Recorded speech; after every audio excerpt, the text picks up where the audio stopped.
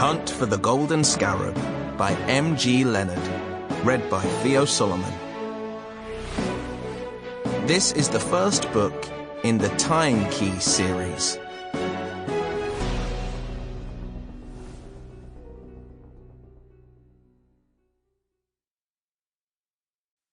For Sam, thank you for the music and the adventures.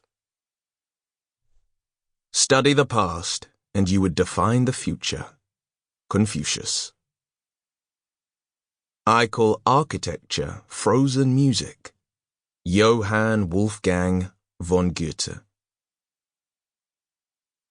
Sometimes 1,000 twangling instruments will hum about mine ears, and sometime voices that, if I then had waked after long sleep, will make me sleep again, and then, in dreaming, the clouds methought would open and show riches. William Shakespeare. 1. Sir John Soane's house. Sim Lockyer sensed a presence in the doorway behind him.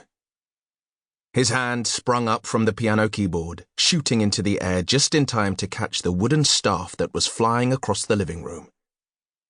Flipping the stick down, he drove it into the floor, hopping off the piano stool and landing in a defensive stance. The chord he'd been playing reverberated around the room as he bowed to his mum. "Osu-sensei." "Good." Calidora Lockyer bowed back. She was dressed in her uniform black joggers, vest and hoodie.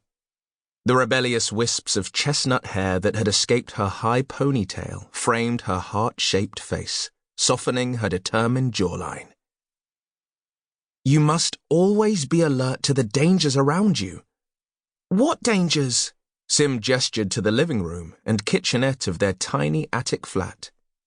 "I'm a 12-year-old kid doing piano practice." "It's time to clean," his mum said, padding to the front door like a panther. In the mornings, Calidora worked at a dojo teaching judo, aikido and tai chi, but her main job was being the caretaker of Sir John Soane's museum.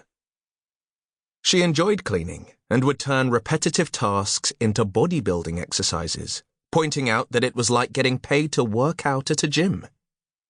"You can finish your piano practice later," Calidora told Sim, pulling back the 3 bolts, turning the key, and twisting the handle.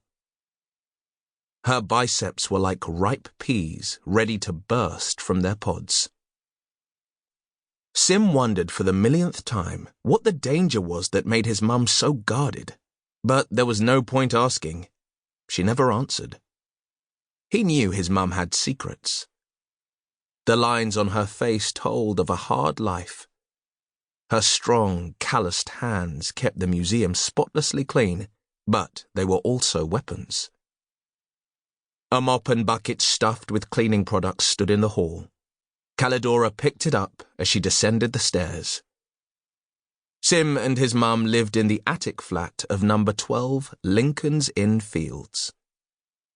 230 years ago, this building and number 13, the house next door, were owned by a famous architect called Sir John Soane.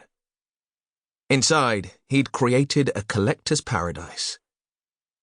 Number 13 was now a museum displaying the long-dead architect's collection of art, archaeological finds, architecture, and an eclectic assortment of other fascinating objects. Number 12 housed the museum gift shop, an exhibition space, offices, and, in the eaves of the roof, the caretaker's flat consisting of 2 small bedrooms, a titchy bathroom, and a kitchen living room. The attic flat of number 12 was Sim's favourite of the many places he and his mum had lived. When they'd moved in 2 years ago, he'd been delighted to find an ancient upright piano in the sitting room. It felt to Sim as if the instrument had been waiting for him. He loved it and played for hours every day. Taking a heavy bundle of keys from her pocket, Sim's mum unlocked the connecting door that led them to number 13. Sample complete. Ready to continue?